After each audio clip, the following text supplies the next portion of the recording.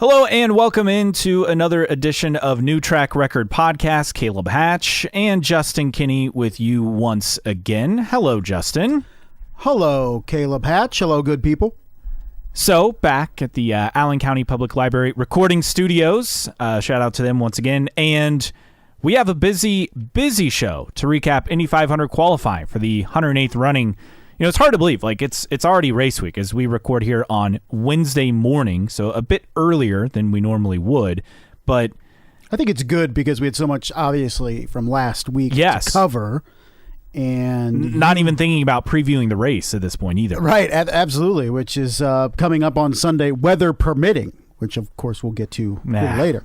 You're always so skeptical. But the way things have been in Indiana this year, this spring, you would think it's inevitable that it's going to rain. It always seems like if there's rain issues during practice, there's rain issues over race weekend. We'll see if that holds true. But Caleb is doubtful. I just don't mention the R word in May. That's all. So we recap qualifying and another year, another record pole speed as Scott McLaughlin wins the pole. Now, is this his first oval pole? That's something I didn't think about. That is a good question. I don't know if it's his first oval pole or not. I don't know either. That's something we probably should have done the research on before we dive into everything. But I feel like he won a pole at Texas a couple years ago. I feel like he's been on the pole before, but I'll look it up while we talk. But for him, I mean, this was impressive because you have Will Power, who's the best qualifier in IndyCar history. I mean, that's inarguable. Yeah, right? It doesn't have a 500 pole. It doesn't have a 500 pole, which is wild to think about. Then you have his other teammate, Joseph Newgarden, who, of course, is a short track maestro, but also has qualified so-so at Indy. It's kind of a mixed bag but an all-Penske front row, once again, for the first time since 1988, and we'll get to a crazy stat and just weird random tie-in connections on that in a bit. But I think for me, it's impressive that he clearly had the speed, but I think I'm just more impressed that he actually took the pole when you beat out Will Power and Joseph Newgarden, who are a lot more experienced on ovals, a lot more experience in IndyCar as a whole. It was a very impressive run by Scotty Mack, and I think a very popular run as well based on the crowd there. So a wild weekend. Penske front row, plenum fires for Chevys, Honda slow, crashes, mistakes counting laps. I mean, this was everything you could ask for. Well, first was Scott McLaughlin, further validation of him being in IndyCar. And I don't think there was ever any doubts. I think early on you're like, wow, Penske's going to go with a rookie. You knew at that point that he was a big deal. And didn't win his first race till year 2. He was very much acclimatizing himself in 2021 to the IndyCar Series, and then comes out and wins St. Pete in 2022, finishes runner-up at Texas, won at Mid-Ohio and Portland that year as well, only one win in 2023. But he beat Newgarden in the points. Yeah, I finished third and only, I think, did not finish outside of the top 8 after Indy last year. And for him, I think it was ninth at Portland, but yes. That's true. So when you look at Scott McLaughlin just as a whole and rounding into form, and now he's up there, I think for the first time I look at him this year as at the level of Joseph Newgarden and Will Power. Year 1, getting used to it. Year 2, okay, he's showing speed and won 3 races, but ovals were still kind of, he's trying to figure it out. Didn't win on an oval last year. Still hasn't won on an oval in IndyCar, but to put it on pole at the 500, I think is big time validation for him. And then you come back to the drama, and I texted you this over the weekend. Saturday is my favorite day of the IndyCar season. So many people like pole day, obviously the 500, whatever. Saturday is my favorite day because you don't know what the hell's going to happen on Saturday. And once again, we had that this year. You had plenum fires. You had McLaren early issues. You had McLaren pulling their cars out. You had Rinus VeeKay crashing on his run and then trying to get it back. A guy that's been a constant in the Fast 12 over the last couple years at the 500. And you had drama, of course, at the back end. You had Rahal slow again. Just all that stuff thrown into Saturday. Sunday is his own separate entity, but Saturday is just so unpredictable. And once again, it lived up to, in my opinion, the excitement that makes it the single best day of the year in the IndyCar calendar. I know there's not very many people that think that, but for me, that is the day that captures my attention the most. Yes. So we get into our three things from Indy 500 qualifying, and I think the obvious first thing to take away for Scott McLaughlin, we talked about it. Right. This was a big step up. It was his first oval pole, based on my crack research. This is a huge jump for him in his career. It's a huge boost for him in his season just because of being disallowed at St. Pete, disqualified, and having a bad Long Beach as well. So this is big for him. Also, it's his best Indy 500 start, obviously, and he's got to get a result in the Indy 500. He doesn't have a single top 10. His best finish was last year where he finished 14th. He also started 14th. This is, I think, he realizes he's got to put it together at Indy, and this is clearly his best chance. He's had several years to kind of figure things out, but you got to be contending at least in the top 5 late in the race, and he's not had that opportunity yet. Well, this is his best start in the 500 by far. The last best start was 14th, you mentioned, and his starts at the 500, 17th, 26th, 14th prior to this year in which he will start on pole, and then the finishes 20th, 29th, and 14th. So he's going to be in a different position for the first time, not just towards the front end, but at the front end. Last previous best start was 14th. You're in the mix. You're in the middle of it. In what is that, row 5? Yes, row 5 as I quickly do math. And so now he's going to be in the point position of starting this race for the first time at pole. So what are the emotions? What's the pressure of that with Scott McLaughlin? I think it's of course a lot better to start at the front than in mid-pack and trying to figure that out, especially when you're on the fly learning in 21 and 22 and even 23. So I think we're going to see what Scott McLaughlin can do with a car that's fast and starting at the front, because we really haven't seen that in the career of Scott McLaughlin at the Indianapolis 500 quite yet. And a little bit of extra luck, maybe. Not just the Pennzoil car, right? Which, again, people want to say Yellow Submarine, but that was not Rick Mears in the Yellow Submarine. That was Johnny Rutherford. Yeah, I best think known. Just because it's yellow with the Pennzoil, that doesn't make it the Yellow Submarine. Correct.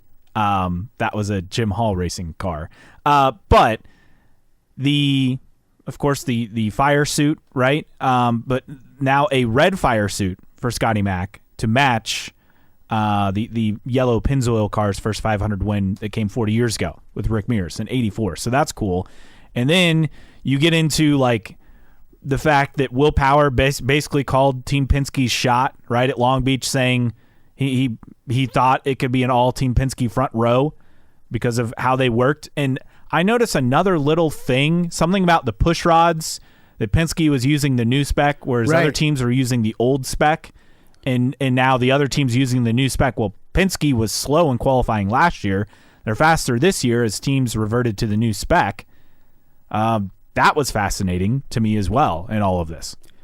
And yes, and it was kind of like a loophole for the IndyCar that teams could use the old spec of those than the new spec. So it was really quite weird. But I think the biggest mystery coming out of the weekend with Scott McLaughlin is who's the secret tutor that he has, right?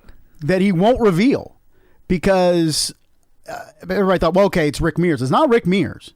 There's somebody else. He says it's an ex-driver. He said a good driver, but has not revealed anything else. And whoever this is, Scott McLaughlin is pointing to him as having a big impact on his qualifying effort this year as opposed to previous years at the 500. I don't know who it is. I have no idea. Yeah, I have no clue. If it's not Rick Mears, is it Ray Haroon? The ghost of Ray Haroon? Is it Tony Kanaan?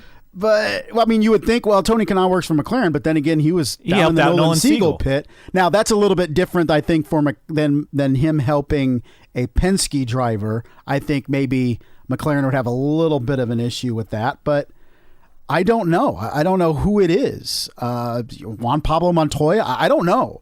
But maybe if Scott McLaughlin wins the 500 on Saturday, he will finally reveal who this mystery ex-driver is, because he continues to reference them as having a big impact on his May thus far. And with Team Penske, so I talked about, just kind of the weird similarities. So you had and this from Arnie Schribbin of IndyCar. 1988, pole sitter Rick Mears drove a yellow Pennzoil-sponsored car. Number 2 starter Danny Sullivan, a one-time winner of the Indy 500. And number 3 starter Al Unser, defending winner of the 500. This year, obviously, Scott McLaughlin, Pennzoil-sponsored car. Number 2 starter Will Power, one-time winner of the Indy 500. Number 3 starter Joseph Newgarden, defending winner of the 500. Just a wild coincidence. 40 years. Wild set of coincidences, right? What's your number 1? Well, my number 1, let's see, you talked about the top of the grid. Let's talk about the back of the grid. And let's talk about Rahal, Letterman, Lanigan, and specifically Graham Rahal. Makes the race by the skin of his teeth. Tries not to be... he was very good with Nolan Siegel after, but without the issues with Nolan Siegel that was clear throughout the weekend, lacking speed in that car, Graham Rahal's watching this race. If there was anybody that could approach qualifying speed, he's out. And after all of the big deal that was made last year about the Indy recovery program and blah, blah, blah, is once again, you have a Saturday, Sunday combination in which Graham Rahal has no speed whatsoever. And I don't know what to point. It feels like, when do you start pointing to the driver himself? Because Takuma Sato didn't have any issues. No, he made the Fast 12. And I don't know, Jenna Fryer tried to make maybe something out of nothing with Graham's comments about a hell of an engine for Takuma Sato, and I don't know if she read too much into that as maybe kind of a shot with... I get that people always have thought that with Sato having a better Honda engine because he's, kind of Honda's favorite son, so to speak, as a Japanese driver. But even Honda pushed back on that because... Look, the engines are randomly assigned. They're assigned by Jay Fry, too. He comes in and assigns. So I don't know if that was something out of nothing, but I do think that how long do we go until you can point to engineers and you can point to setups and you can point to this, that, and the other, where you start pointing to the driver himself.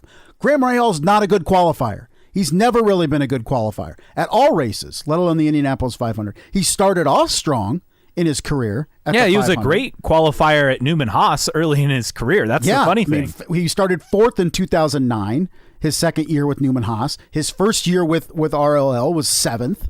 But since then, since 2010, when he started 7th and finished 12th, there has just been 1 year in which he started in the top 10. And that was, of course, 2020. 2020, when he finished 3rd.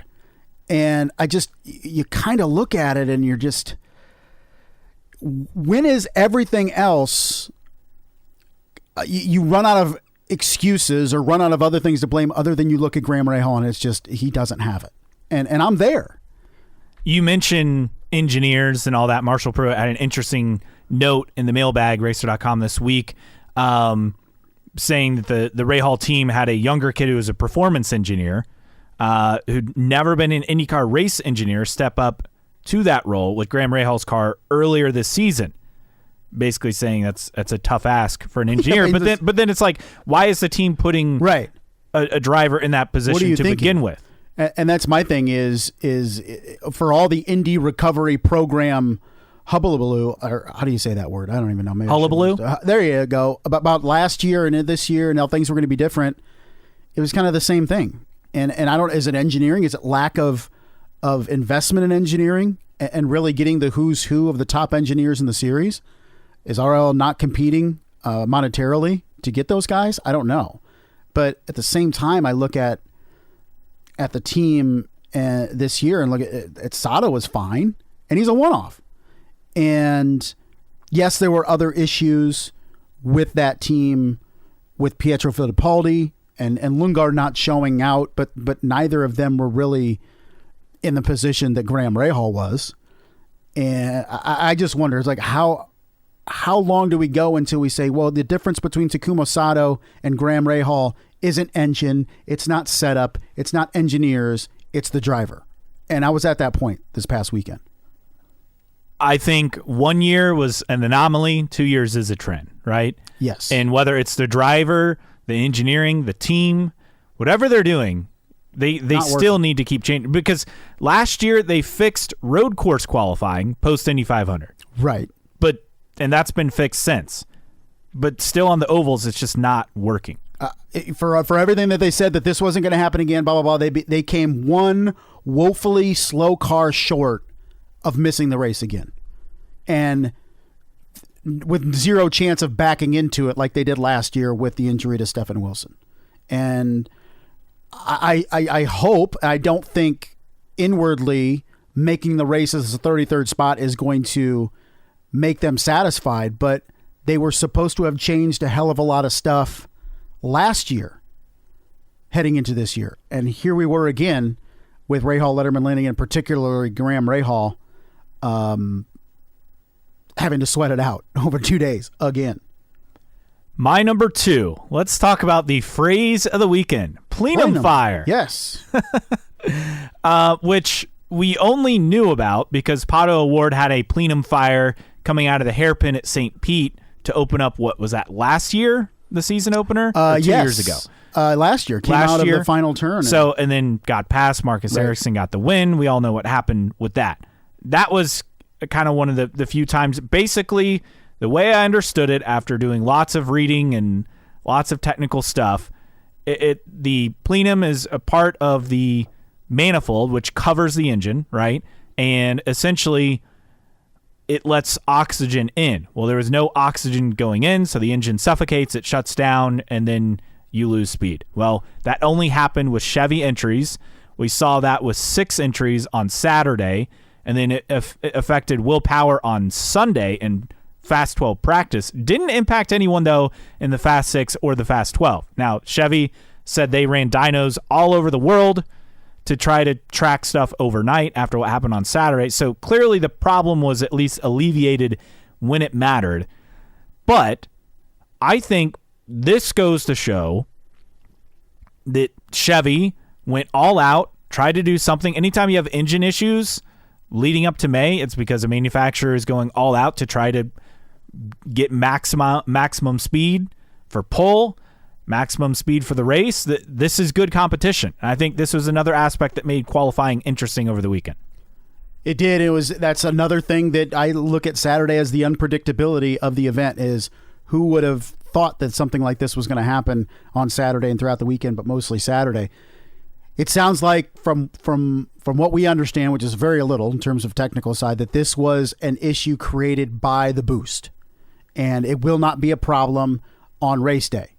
This was only brought about because of the supercharging of the engines with the added boost and stuff like that.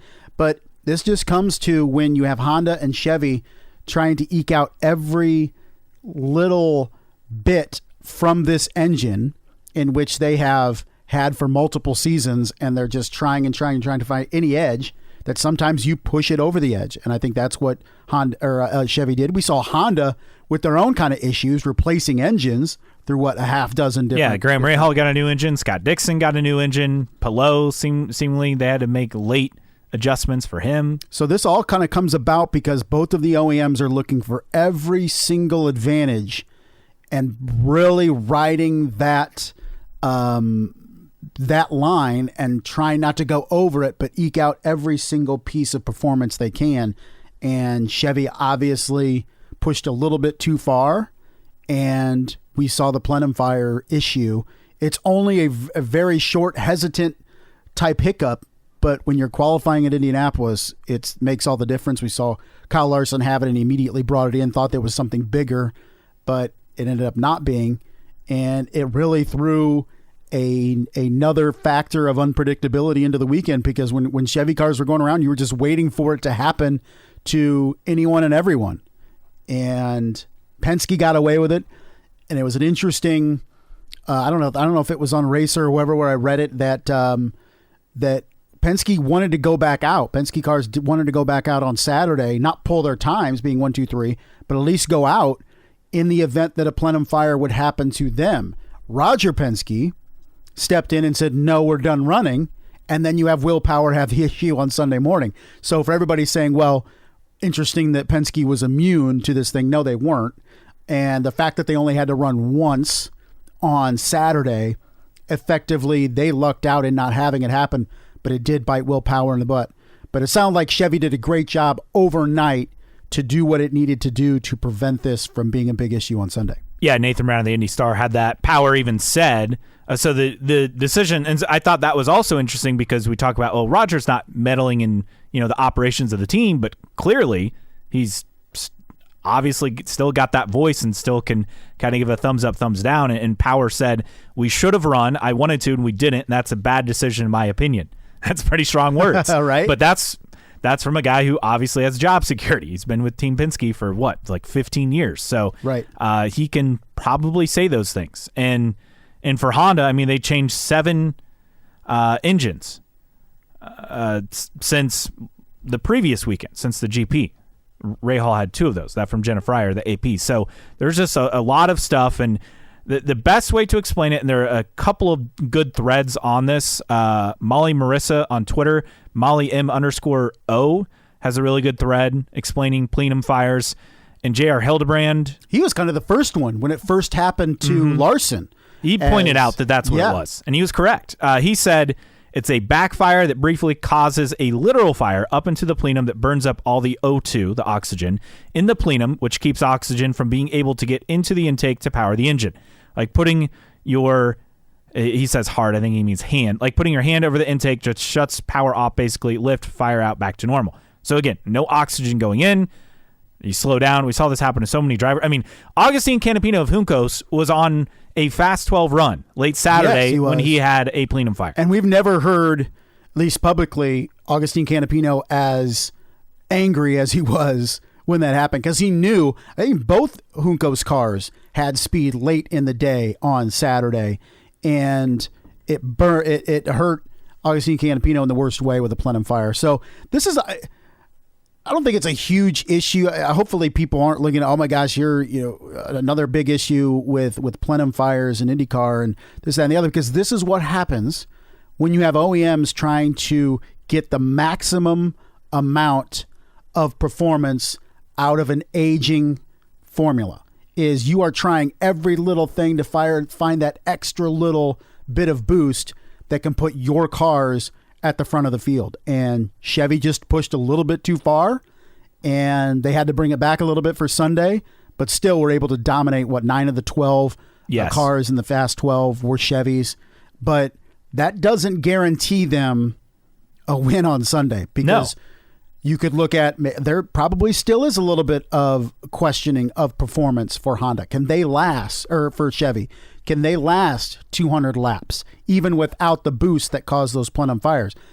And we know that Honda has the better fuel mileage, or has had the better fuel mileage in recent years. So this isn't a Chevy guarantee win type thing on Sunday just because of the performance over qualifying weekend, because Honda may have the edge in other areas that come into play on race day. Yeah, and I mean, this affected all kinds of teams. Will Power on Sunday. You had Christian Rasmussen, Augustine Canapino, Connor Daly, Pato O'Ward. On Saturday, Kyle Larson. I feel like I'm forgetting one other driver. But it's 7 in total. But again, like you said, this is what happens when manufacturers are looking for every little edge, and that's a good thing. That's a positive. Yes, it's a positive. Of Indy 500 qualifying, where teams, drivers, they're laying it all out on the line. What's your number 2? My number 2 from qualifying weekend, and I brought this up to you and talking about the day in general on Saturday. And again, I've said it's the best day in my opinion for IndyCar, but I would love to see it go later. shutting it down at 5:50 with daylight saving time, which was not a thing back in the day, really, really sets you up that if it's a sunny day, if it's a warm day, you better qualify early. We saw the track start coming back to the drivers late on Saturday, in which, the 2 to 4 was basically void of any faster runs, really. But then you got back, you started having shade, you started having clouds, you started having the car cool down a little bit, the track cooling down a little bit.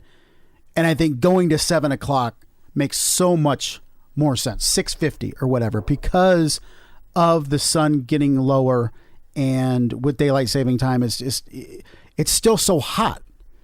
And I would love to see a change to that next year and going forward is, hey, we're going to go till 6:50, because if you don't have a early qualifying time right at 11, and it just gets slower and slower and slower, and you're almost next to impossible to improve your speed later in the day.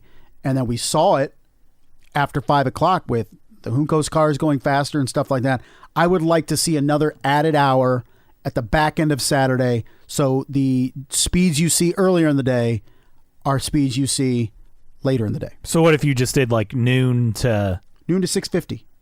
Oh, I say, here's my thing. I take issue with the 5:50 time because it's on Peacock. It's not like it's on TV. Like, it's kind of silly, honestly. And that allows you to go till 7 o'clock. I understood when the final couple hours was on NBC. Yeah, and that's an issue because you're not going to skip out of like local news and national news, so that's why you can't go till 7. Yeah. And that's why, to your point, 5:50 made sense, because then you have 10 minutes of interviews going to the top of the hour for news.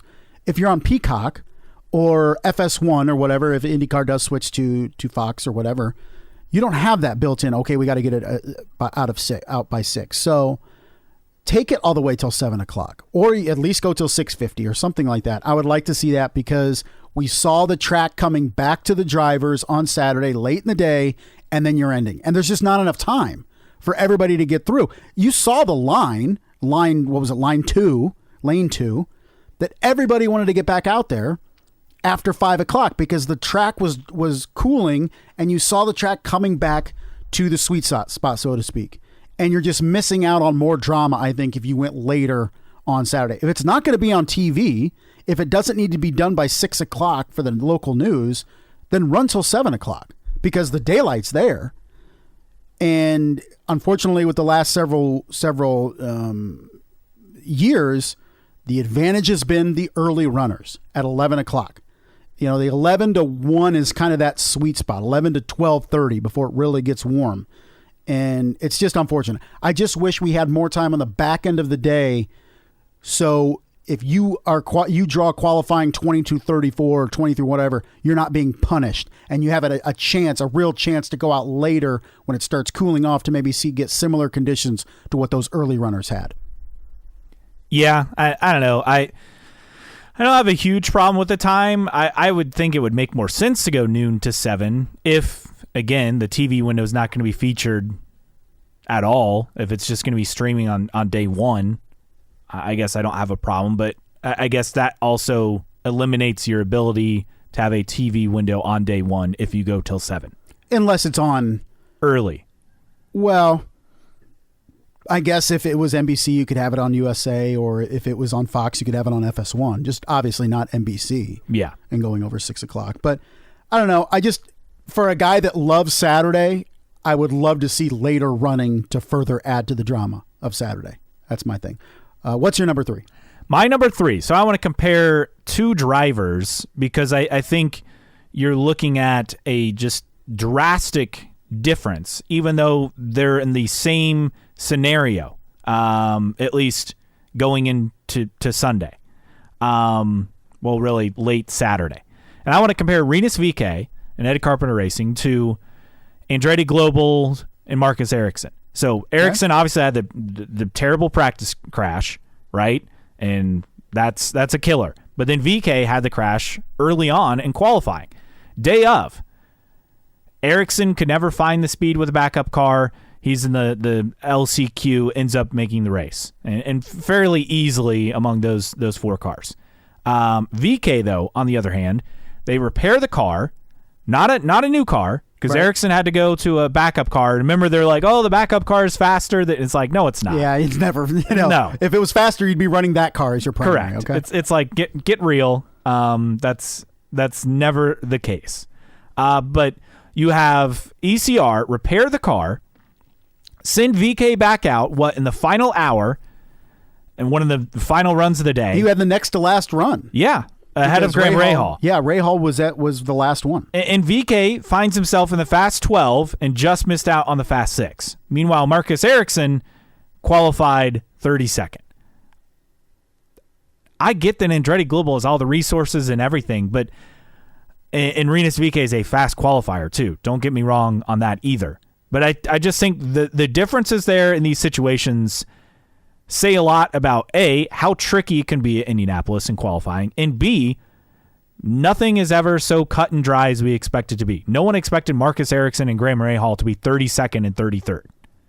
Okay, maybe some of you expected Graham to be 33rd, but I doubt it. Last year you thought was an anomaly. Yes, you thought that they would have improved upon last year. And even when Ericsson crashed his primary car in practice, it was a bad crash, you never thought he'd be fighting for the last row.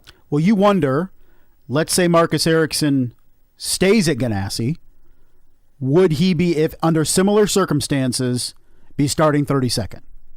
If he had a wreck at Ganassi and they had to prep a backup car and all that stuff, do you think he would still be 32nd? I would say no. No, but I will say this. It's not like Ganassi had speed. True. They didn't have a single car in the Fast 12. Well, I mean, you look at it too, and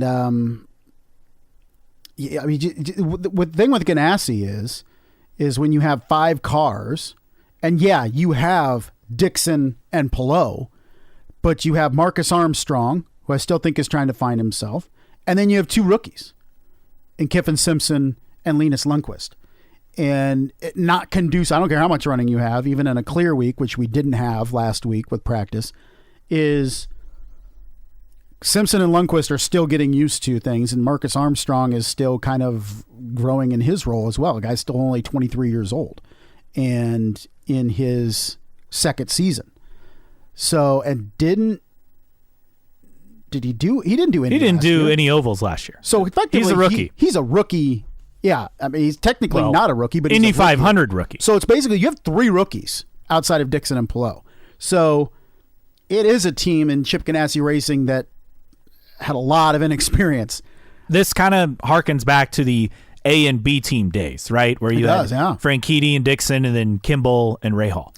It wasn't as decided a difference as this is, but yes, you have 2 of the best in the sport and then 3 guys trying to find themselves effectively. And that's not when you're facing, and again, it doesn't discount the fact that Palou and Dixon couldn't make the Fast 12, but it does kind of explain the struggles elsewhere when you have 3 guys that are at the Indianapolis 500 for the first time. I just think, I mean, overall, though, Ericsson, I mean, Andretti had some speed. Yeah, they didn't have pole speed, but Kirkwood, best Indy 500 qualifying effort. I think best oval qualifying effort, which that's hard to believe for me. Right. I mean, just based on that team and what he did last year. But, yeah, I don't think anyone expected Marcus Ericsson to be that far back. And does it say something about his confidence level? I don't know. I mean, I didn't even mention Ericsson goofing up the laps. I mean, yeah, thinking he was done at lap 3, which is that an Ericsson thing or a team thing, you know? That was an Ericsson thing. He was told white flag on the radio, and he started to coast. Being there in person, I know there was some confusion on TV and how they covered this, right? But being there in person, it was so obvious that he just lost track of the laps. Yeah. Like, we're all like, what is he doing? Like, he has another lap. Like, we all knew he just simply... Yeah, it was not an engine because he sped up going through turns 1 and 2. And that last lap was 195 miles an hour? Right. I mean, it killed the run. So it was clear he made the mistake. He had to go out and requalify after that because he didn't have a time. And then obviously he was just kind of coasting to cool the engine and then go again. So it worked out, But man, the drama, I mean, this is what we love about 500 qualifying. And if only we had a third OEM, right, to get us above, the max of 36 cars, which, I mean, we've seen 35, we've seen 36, we've seen I'll take 35 and 34. 34 is just so tough because you only have one car. What's your number 3? Well, let's talk Arrow McLaren and their chances on Sunday. Because without Penske stealing the headlines, locking out the front row, we're talking about McLaren and putting Pato and Rossi and Kyle Larson all in the top 12. And then you have Eilert at 15th, which I think was an underrated run. Yeah, well, especially when his first run was disallowed. Disallowed. They had what was it, like a right rear issue? It didn't pass post-race spec. Yeah, tech inspection. And so I thought the explanations that we got from Gavin Ward throughout Saturday were tremendous because he was open about talking what the issues were with Callum Eilert's car. And then I think he did a great job to really direct that team in the right direction under very much a lot of pressure, particularly with Kyle Larson in making the field and putting it up there. But all the attention on Penske for good reason.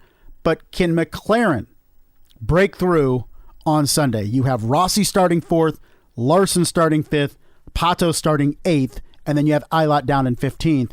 Can McLaren, a team that when we looked at coming into the sport, was going to, within a couple years, compete for championships based on their racing acumen, was going to be competing for Indy 500 wins, and hasn't yet at least gotten over that hump of winning a championship or a 500. Could that drought end on Sunday because they have some fast cars? Very fast cars. They had fast cars last year in the race as well, because I think it's easy to see qualifying and just be, Chevy's going to dominate the race. I don't buy that because we've seen this happen so many times that the manufacturer that dominates qualifying doesn't win the race. I mean, it happened last year, right? Honda and Palou. Right. They didn't win the race. So I'm not going to overreact to what we saw with the Chevy Speed. Now, do they have the advantage? Yes, because they're starting further up the field, but I don't think that's an end-all, be-all. I think with McLaren, I mean, once again, as good of a shot they've had, right? Mm-hmm. It feels like this team is even better going into it than last year. Last year was exceptional. I mean, Kanaan was, the experienced veteran starting, what did he start, like 13, 14, something like that. He never really had the speed in the race, but the other 3 cars did. Rossi never ran up front until, very late in the race due to his teammates crashing out. Right. But this is as good as it gets once again. So will they deliver? I mean, that's one of those great unknowns. It's the biggest question. And I don't think Kyle Larson can win this race. I think he can run very well. But when you start getting into 6, 7, 8 pit stops that he needs to nail and not have any speeding penalty, and just the nature of the race, he is a phenomenal talent. Don't get me wrong. I will be shocked if Kyle Larson wins this race. As will I. Don't think he has the experience. And, something we'll get into later. I mean, the unpredictability of Sunday, whether there's weather or not. We understand that Tony Kanaan could be a sub for Kyle Larson because he has to run the Coke 600 based on his duties for NASCAR. But here's an interesting question, too, for you, Caleb. When you look at Alexander Rossi starting 4th, and I think Rossi and Pato O'Ward are the 2 best chances for McLaren to win this race. Yes, by far. Could this be a seat-saving Indianapolis 500 for Alexander Rossi at McLaren? If he goes out and wins... Oh, absolutely. He saves his seat because there's a lot of talk about that 7 car potentially being open for 2025. Yeah, I think this is what he has to do to be able to stay with that team. I mean, I don't think a 3rd doesn't do it, a 2nd doesn't do it in terms of guarantees his spot. I'm not saying he's out at the end of the seat. What I'm saying is he keeps that seat if he can win this Indianapolis 500. Oh, I think that's a lock. If he wins. I think if he finishes top 5, I think he's safe. Really? Yeah. I don't know. There's a lot of season left to go, and depending on where Alexander Rossi finishes, I think will go a long way towards determining that. But if he wins an Indianapolis 500, there is no doubt that he keeps that seat. Left rear offset post qualifying inspection. That's what it was for ILAP. I knew there was a weird phrase. I don't know what that means, but... Well, Gavin Ward explained it really well. It was something like a measurement that you can usually do pre-run, but they, for whatever reason, didn't get it measured by IndyCar until post-run, and that's when they failed it. Most of the time, you can go in there pre-run, and then they can approve it and say, hey, this needs changed. It was like something like a millimeter or something off. Usually it's caught pre-run, but for whatever reason, McLaren didn't run through spec until after the run and where it was caught. So there was some time in there on Saturday where you had no qualified McLaren cars. For what they were able to do after that was tremendous, and that's a big credit to Gavin Ward and his crew, making sure that McLaren, 4 cars, 3 of them in the Fast 12, no one starting lower than 15th. Just a good effort by McLaren. Other notes from qualifying, outstanding crowd over the weekend, which I noticed that too. And there's nothing, I don't understand how they count attendance figures, especially at a place as spread out as IMS. But I mean, is it turnstile? Probably, but yeah. Not everybody goes through turnstiles though to get in. Well, yeah. I mean, they scan tickets though, so that, I mean, I guess that's how they determine it. But they said the qualifying attendance, just under 90,000 fans across Saturday and Sunday. Track hosted nearly 85,000 over 2 days in 2023. We've seen, and this is not a coincidence, as speeds have gone up, we've seen more fans show up to qualifying. I also do think having Kyle Larson competing, I think there are a lot of fans that are showing up for this as well. Also, the weather was nice. Yeah, it was hot, but it was nice. I just think the buzz for the month of May has been back for several years, and it's spilled over into attendance for qualifying, which is good. Now just find a way to get more than 36 entries and or 30, more than 34. Have a true 2-day qualifying where the first day is truly pull day and the second day is truly bump day. Well, it's going to be for the sake of TV. They want both of them on the same day in 2 hours. But I think the LCQ is more dramatic and more impactful than the run for the Fast 12, the Fast 6. Like, I think the LCQ should be last. Yeah, I agree. I think unless you're having speeds that are flirting with a track record. Yes. I love the drama of the LCQ as opposed to the run for the pole, because of the top 12 drivers, anybody can win it in that top 12. Okay. Whether you start on pole or whether you start fourth, there's not much in the way of difference in competing for a victory, but you got to start to be able to win. And that's what the excitement of LCQ is. I would love to see more than one car. Give me multiple cars. In a perfect world, we're at 40. I just don't know, especially with the 2 OEMs, we're definitely not getting there, but give me 35, give me 36. That'd be a lot more entertaining than just one. But I agree with you that the LCQ is more drama. And it was evidenced in the crowd on the Kyle Larson factor. We don't know, but it definitely helps. And then the TV rating as well. Over 1.1 million people tuned in, which was up, if you do 2 total audience delivery, counting Peacock, 1.2. 38%. 75,000 streaming on Peacock. I mean, that's a race. They can get, 25,000 to 50,000? I mean, we don't really know. They don't release the numbers all that much, but I think that was a positive step forward. With is it majority TV. Larson factor? If I it think is, great. so. I don't care. I don't care what it's from. But a good, healthy number. And it was just a graphic that IndyCar's been waiting to put out some point this year, talking about being up, and it was up significantly. One note that I have from qualifying weekend, too, that you and I kind of shared, and I don't know how much else was out there, but Kyle Novak's just so quick on the yellows. Yeah. To wave off attempts was just, if it was somebody else as race director, I'd be like, okay, somebody else, they have a different philosophy. It's still Kyle Novak. Yet he was very, very quick to wave people off. I get it if you are woefully slow after a couple laps. But that was not always the case. That was not only the case. Like there were some legit runs of being able to improve your position to start the race, going from 28th to 24th, that Novak would wave off. And I just thought it was really, really odd. And I hope that's not the trend in May, because let these guys finish their runs. I get it if you're down to the last hour and you're trying to get the maximum amount of people to run, especially cars that aren't in the show. But it was just a little too trigger happy for Kyle Novak, and I hope that's not a thing an annual thing, because I thought in a couple clear instances he waived it way too early. Another note on TV, the fact that the TV window for NBC was straight up basically against a Game 7 Pacers-Knicks, and IndyCar qualifying got that good of a number, that says a lot.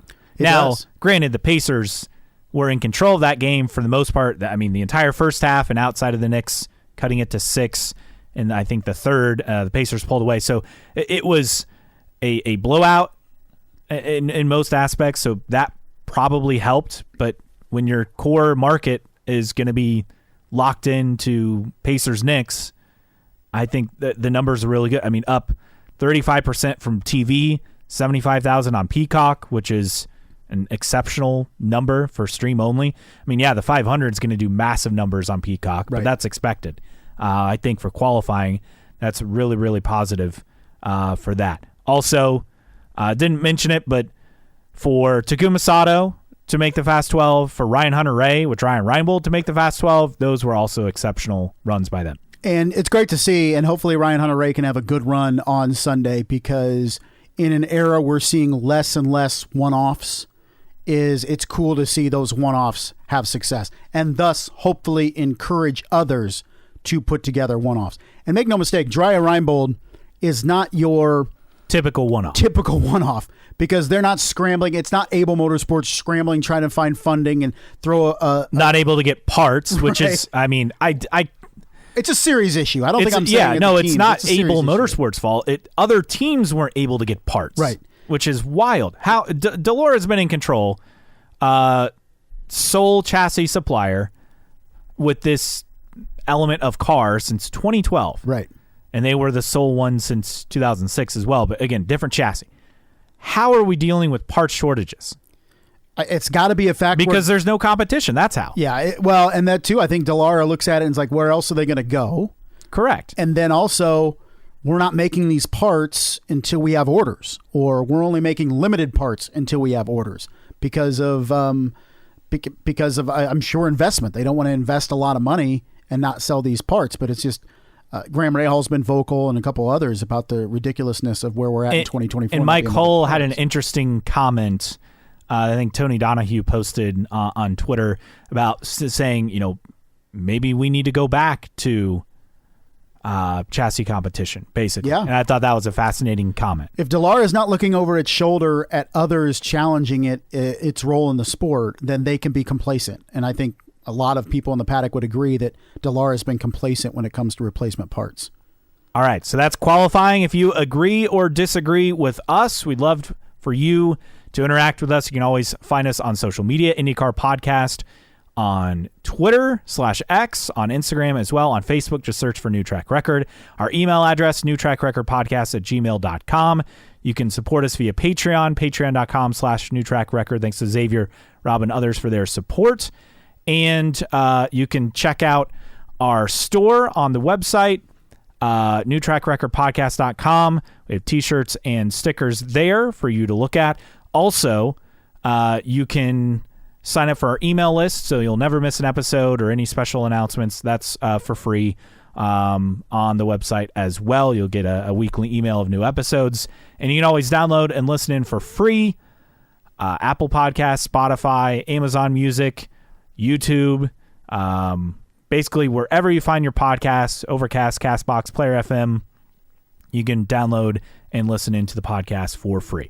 All right, Justin, mailbag time, and trimming things down to kind of get to where we're at. And you posted a poll, and I think it's interesting that we're probably in disagreement with where people kind of feel about TV stuff. So there was thought, right? And Adam Stern had reported this previously, and then now the update is that IndyCar's not going to have an announcement for the next TV partner, by this weekend, which is not really a surprise.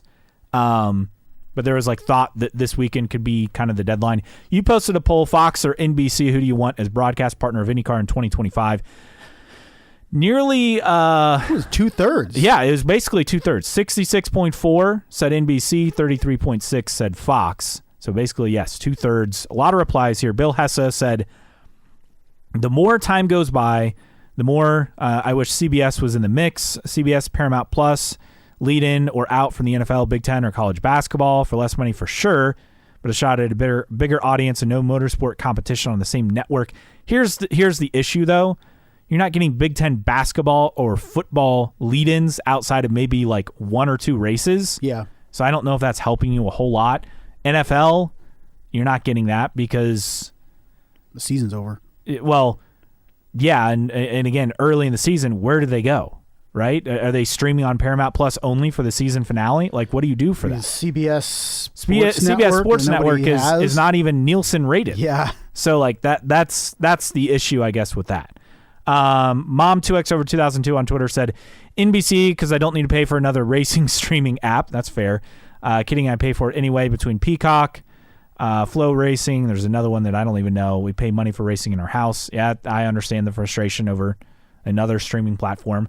Poet Shevchenko said the fact that multiple cars have bare side pods going into the biggest race on the schedule is an indictment of NBC. I'd like to see what Fox can do differently.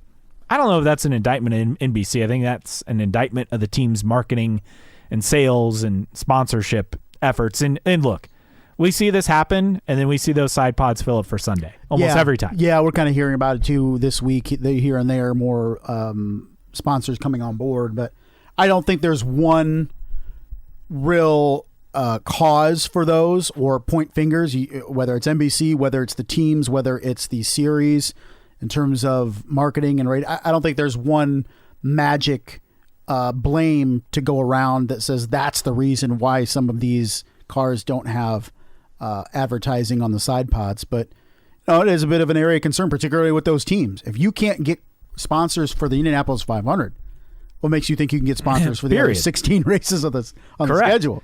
Tyler Wong 65 said NBC, of course. Atlanta Cat 99 said I don't want Fox anything, period. They can go censored up a tree sideways.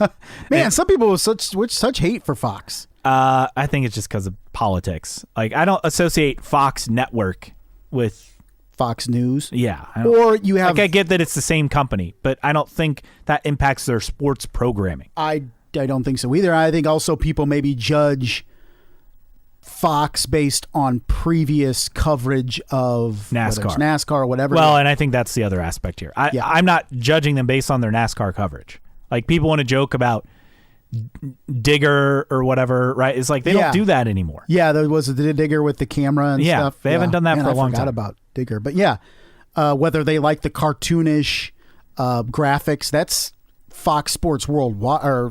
They do that for the NFL. It's not just a NASCAR thing. So I don't know. If Fox can deliver a better product, I don't care what they did previously, blah, blah, blah. That's what I'm looking for. And sometimes new blood is good blood, and I think both of us agree on that. But the majority of people polled and that voted don't feel that way. Hunter's Way 67 said, I think NBC is back in it. A few weeks ago, I had to dig into Peacock for IndyCar coverage. Now in the last couple of weekends, it's front and center again. Probably because it's May, but who knows? Yeah. Just put more races on network. I'd be good with that. Luke BS37 said, I think I speak for all IndyCar fans when I say we don't want Fox anywhere near our sport. I don't know. I guess I don't have these strong opinions. And the other thing is, so when you look at, IndyCar, and we'll shift to a nugget that was thrown into a Sports Business Journal article by Adam Stern that obviously raised some eyebrows, talking about TV coverage. And again, they don't have that new deal.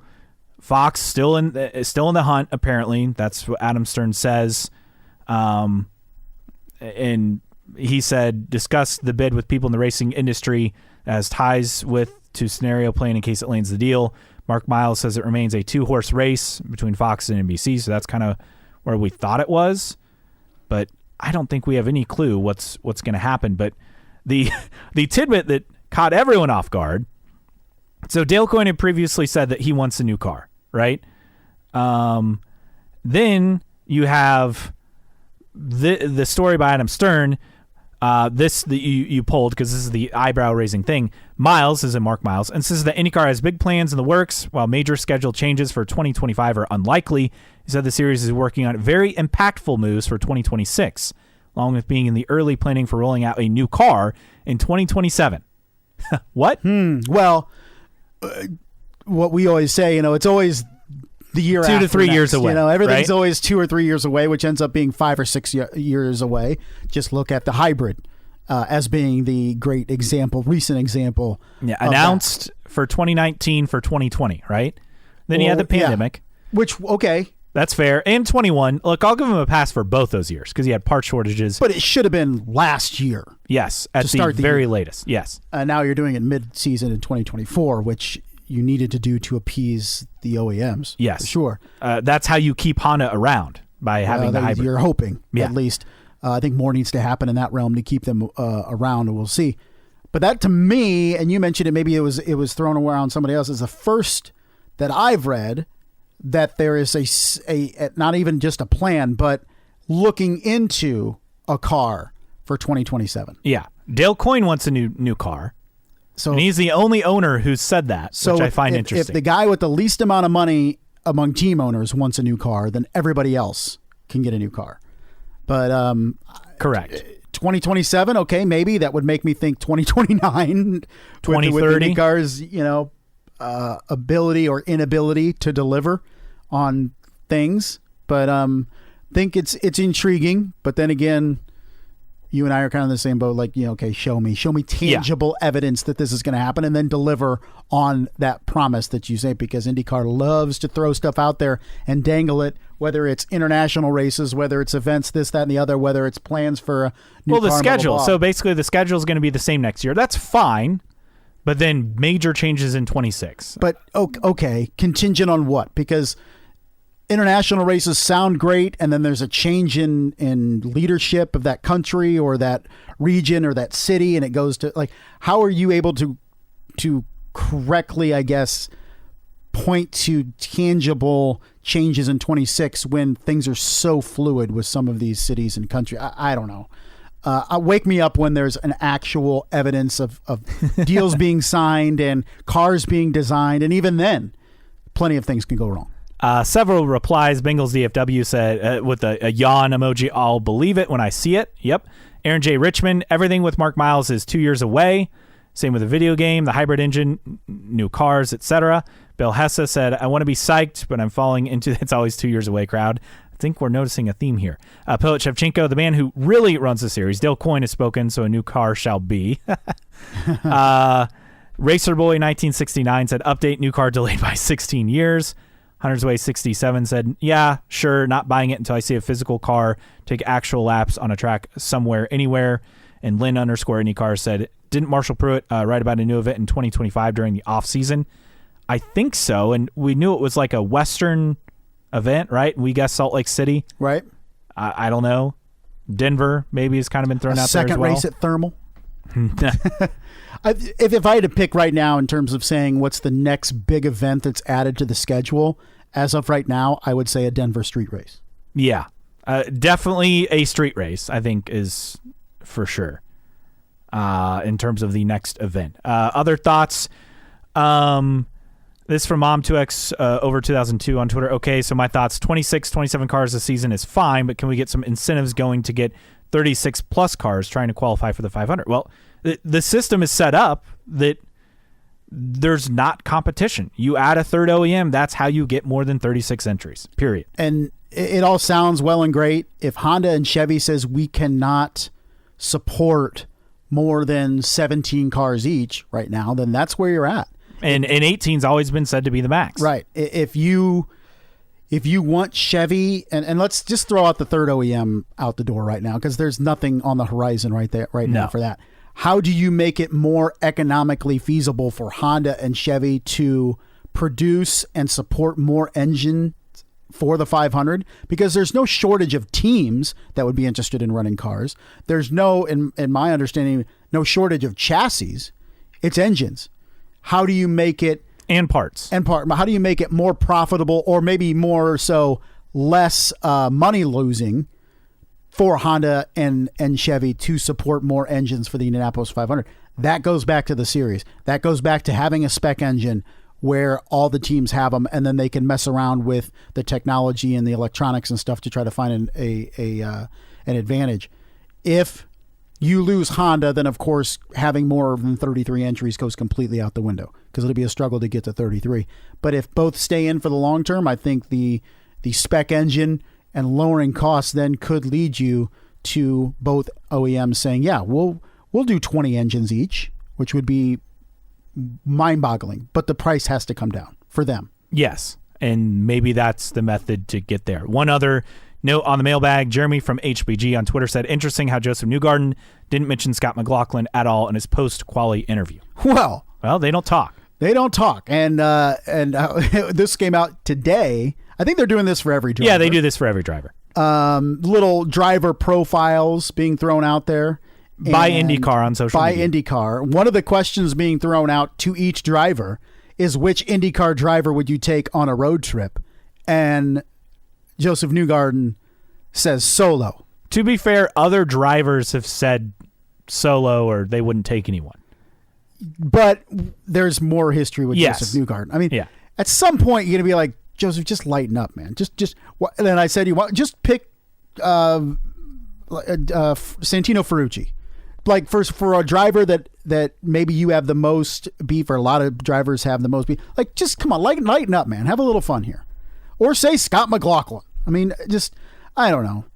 Obviously, we're not privy to everything going on behind the scenes, but it sounds like that Joseph Newgarden, even before the Penske drama, had alienated himself. Well, yeah, he unfollowed everyone on social media. He left his media kind of production. He's just kind of partner, and they ended Bus Bros. I don't know. But that's something had to have happened behind the scenes. That's one thing, but it's another thing to completely just all of a sudden the entire paddock can't stand you. And it built up over time. Maybe the 500 win is what was the people are just like, this guy's insufferable. Maybe, I don't know. But you're kind of like, you got to lighten up, man. It's one of those things that's unknown that I don't understand how things could be so different from how he was earlier in his career. And I get that you age and you change, but it's like he's a completely different person. Yeah, and other people that are more in touch with what goes on in the paddock have said the same thing. And then I joked around about Kyle Busch and Ricky Stenhouse getting into it after the All-Star race, in which Stenhouse was just hanging by Kyle Busch's trailer hauler. But I was like, can we get that with Scotty Mack and Joseph Newgarden to throw down like Kyle Busch and Ricky Stenhouse did, and then they can go ahead and be friends? Like, can we just get all the angst out and then they can be friends again? But seems like they're a ways away. Yeah. It seems like there are many ways. And it's not just McLaughlin and Newgarden. It's Newgarden and everyone else for whatever reason. Yeah. All right, let's get into news and notes. We'll just rifle through these. There's not like a ton of things really to get to beyond obviously previewing the Indy 500. But again, we talked about the TV stuff. Don't expect any announcement coming over the weekend. Don't expect any major schedule changes. A few partnerships. IndyCar has Pennzoil Performance Plus Racing Oil. All the cars will use new oil at the Indy 500 for the remainder of the season. It's a sustainable racing oil. So they already have sustainable, renewable fuel, right, with Shell. Again, Penske partners and utilizing it across the series.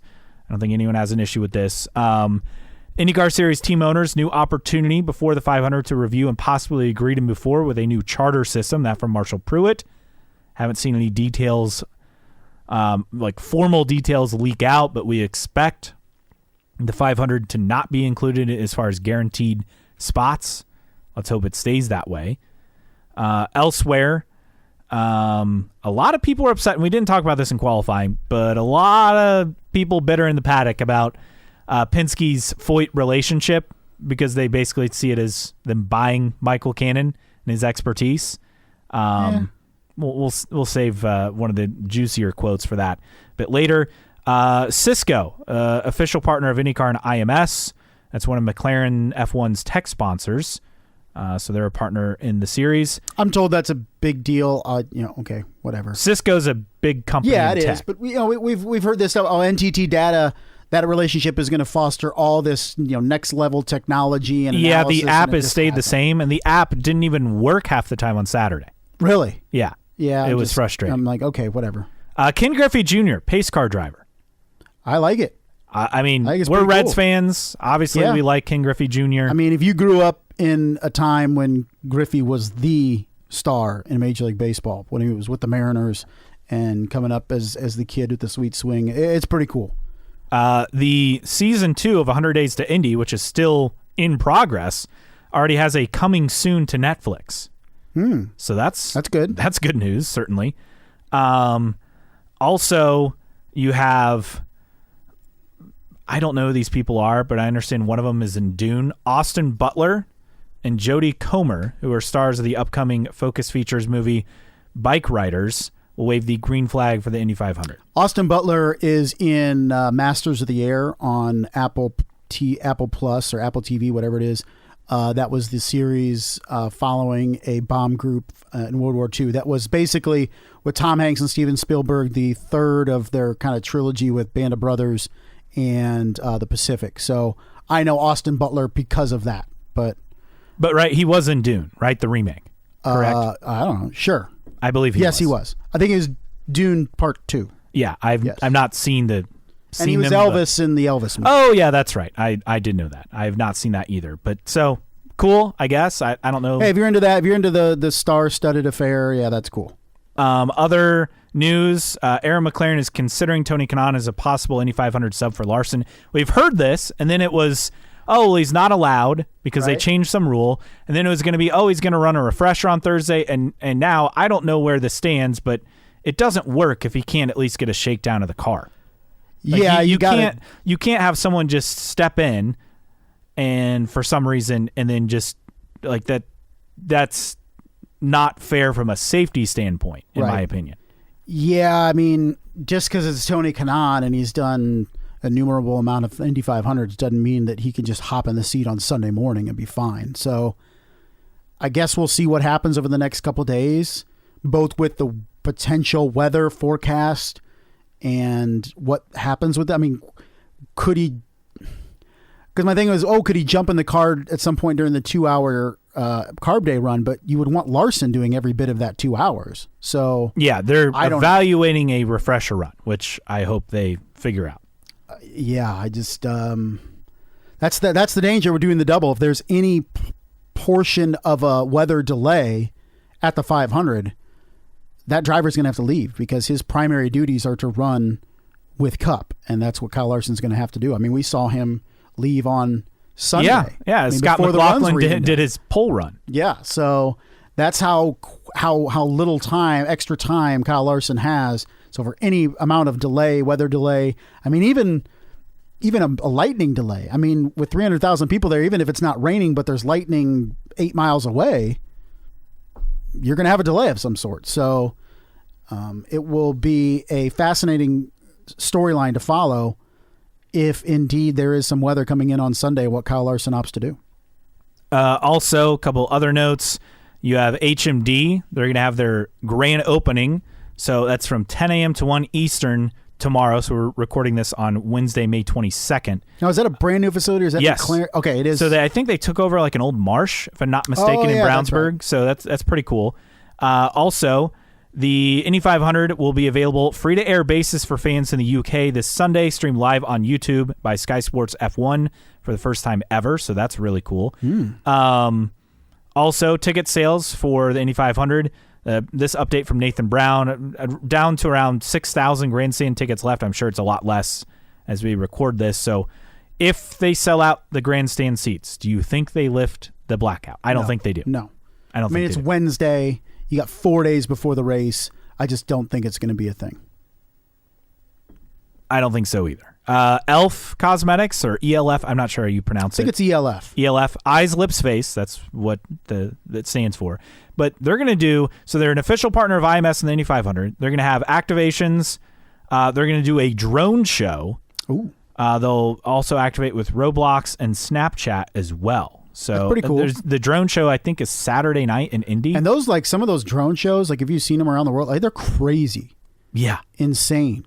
And that's somebody we didn't mention, too, over a qualifying weekend was Catherine Legg. Yes, how great impressive. A job that she did. And I thought she had the most underappreciated quote of the entire weekend when asked what were her thoughts and emotions watching last chance qualifying was something that affected. She had wished she had went to college and got a real job. Yeah. And didn't have to suffer through this drama. But I thought she did a great job. Was on the bubble going into Sunday, and her team did a great job finding that necessary speed to make things happen. So I thought she was really acquitted herself well over the weekend. Also, other notes, Chad 200, friend of the show, got an outstanding picture of Christian Rasmussen taking out a snake. I did see that. This was on Saturday. We've seen birds, we've seen squirrel, but I've never seen a fox snake. last year, fox. But a snake, that's a first. Townsend Bell mentioned it, and it was kind of an open secret, but basically he mentioned the Laurel Hill Tunnel in Pennsylvania that Ganassi uses. So they have their own wind tunnel and still struggled in qualifying. It just tells you how difficult things are. How unpredictable things can be. You also have Richard Childress saying Kyle's call, as in Kyle Busch, call to make that decision on running the Indy 500. I'd support it for sure. So at least there's a green light there. As far as the milk selections, 26 drivers picked whole, 5 2%, and 2 picked skim in the milk preference. They have all 3 options obviously ready for victory lane. Andretti Global working on their F1 efforts. First off, they announced Pat Simmons will be with the team. He was recently the chief technical officer for F1.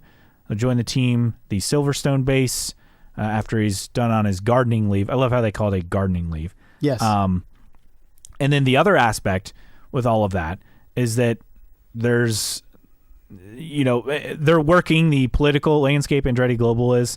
And so now you have a bipartisan effort. 6 senators want the Biden administration to investigate F1 over potential breach of U.S. anti-competition laws.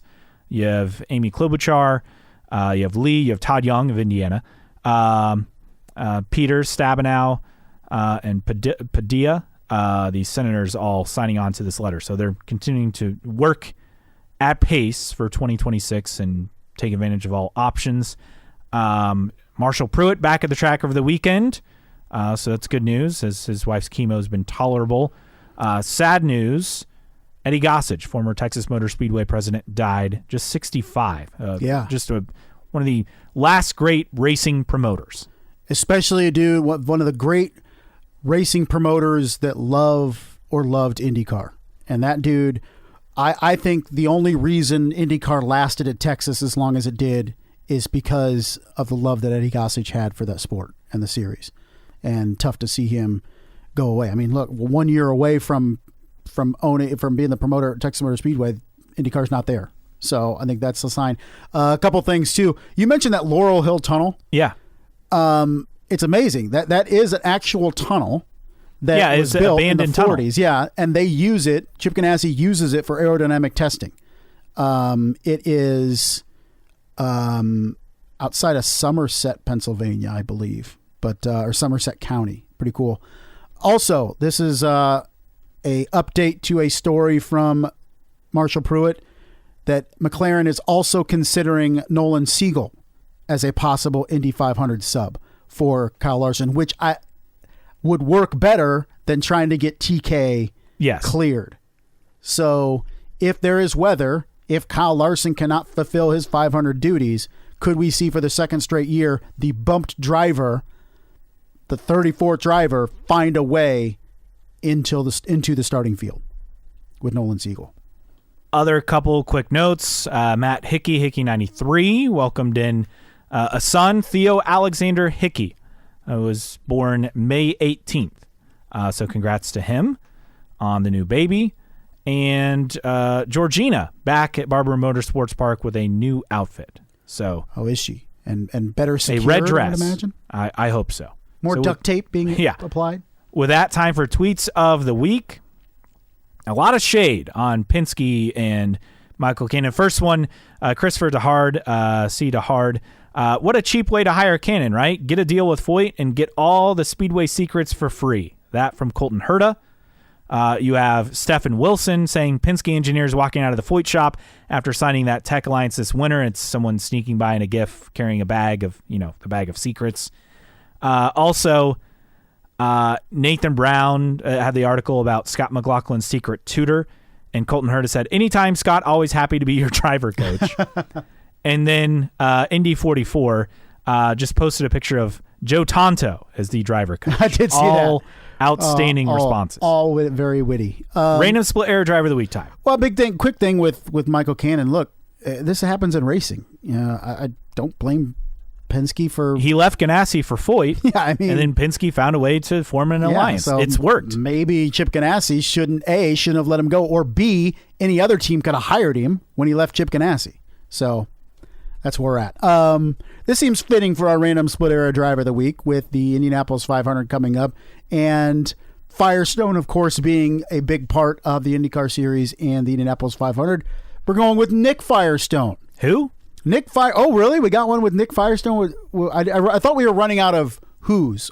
Oh, no. There are plenty of who's left. But we're going with Nick Firestone, who tried and unsuccessfully qualified for the Indianapolis 500 in 1999 with McCormack Motorsports. Nick Firestone was or is the great-grandson of Harvey Samuel Firestone, founder of the Firestone Tire and Rubber Company. He started in karts, moved up to junior Formula cars, raced in Indy Lights from 93 to 96, never finished higher than 6th in that series, and then went into, did a lot of karting, and actually raced in Formula 2 in Britain in 1992, of which his finish, I have no idea. It's not on his Wikipedia page. 13th. Okay, there it is, 13th. He raced for the Valvoline ERM team in British Formula 2. But in 1999, showed up with McCormack Motorsports at the Indianapolis 500, failed to qualify. And I'm counting how many we had at 1999 at the Speedway. We had 44 drivers trying to make it, one of which was Nick Firestone. He was waved off. So maybe Kyle Novak was there and kept waving him off, but was a rookie, never qualified, didn't make the race, couldn't even be an alternate. Mike Groff and Scott Harrington were the two alternates, but that's it. Mike Firestone, one and done with McCormack Motorsports, didn't qualify for the Indianapolis 500, and then after that just got into karting, was doing a lot of karting stuff throughout the 2000s. A native of Phoenix, Arizona, age 58, still around. Nick Firestone, this week's random split era driver of the week. And before we go, time to make our Indy 500 picks. Okay. Well, we crashed and burned with our pole picks. Yeah. I went Scott Dixon. You went Renus VK, neither of which were in the fast. Literally crashed. Yes. Did not burn, crashed. though. But our preseason picks for the 500. I had Marcus Ericsson. I'm obviously not picking him. Yes. And you had Kyle Kirkwood? Did I have Kyle Kirkwood? Yeah, sounds about right. I'm not going with Kyle Kirkwood. I will go. Man, I don't want to pick a Penske driver. I think it's easy to make that pick, but quite honestly, with having different people on the stands and strategy and crew and not having key personnel there, I can't pick them. Too many variables. Yeah, let alone I don't buy that Chevy's qualifying advantage is a decided advantage in race pace, let alone fuel mileage. Yeah, of the Penske drivers, I think Scott McLaughlin has the best chance to win. But I'm going to pick Pato O'Ward to win the Indianapolis 500. I think, for whatever reason in my head, that things are setting up for McLaren, and the top driver, I think, at McLaren is Pato O'Ward. Good pick. Also, Will Power. Don't pick him because he was first driver out on track. There's no chance for him to win. So don't do that. First driver out on track in practice. It's never a good sign. You can look that up. Plenty of data out there. I'm going to stick with Andretti Global. Obviously, I'm not picking Marcus Ericsson. I'm going to go with Colton Herta. He looked outstanding in traffic during the Monday practice session that thankfully had no incidents, but had several close calls, as you expect. That is, I know everyone wants to talk about carb day and qualifying, but the Monday race week practice session is always just phenomenal. So that's my pick. I'm going with Colton Herta. I think there is, when you look outside of the top 15, when you look at Elio and Scott Dixon, and those two in particular, I think they can make a lot of noise. So Yeah, that row, I mean, Scott Dixon, worst qualifying effort. We didn't mention that. Right. The row of Dixon, Andretti, and who's the other driver? Elio. Yeah, I mean, it's I think second most starts. Yeah, it's a stupid row. I think obviously behind 91 row 1 with like Mears, right, and Mario Andretti and AJ Foyt. AJ Foyt, yeah. I think those are some big drivers to watch as well. So, but I'm going to go Pato O'Ward. You're going to go Colton Herta. We'll be wrong. We'll definitely be wrong. The boring pick would be a Penske driver. Neither of us are doing that, so that's why we're going Pato O'Ward and Colton Herta. To me, it's not even the boring pick. I can't trust with all the personnel changes, there won't be a mistake. Yeah. I agree. I mean, that's the thing that's preventing me for one of the reasons to pick Kyle Larson is there's just so many things you have to nail on Sunday. One drive-through penalty speeding into the pits for a pit stop ruins your race. And Kyle Larson's going to have to do that 7 or 8 times and nail it every single time. I can't pick him, but we're going to have to see what happens. And if there is weather, do we have a shortened race? Do we have a delayed race? Do we have a delayed in the middle of the race? That throws everything up for a curve as well. So we'll see what happens. But you and I think that at least one of the hot shot young drivers a couple years ago that haven't quite broken through, it's going to be one of their days on Sunday, either Colton Herta or Pato O'Ward. Also, one other note in terms of making picks, pit stops matter. And I think the last driver to have 6 or more pit stops and win was Simon Pagenaud in 2019. So keep that in mind as well. 5 is kind of your magic number. Yep. So we'll see. We'll see. All right. That does it for us. For Justin Kinney, I'm Caleb Hatch. We'll be back next week to recap the 108th running of the Indianapolis 500. This has been New Track Record Podcast. Podcasts by Federated Media.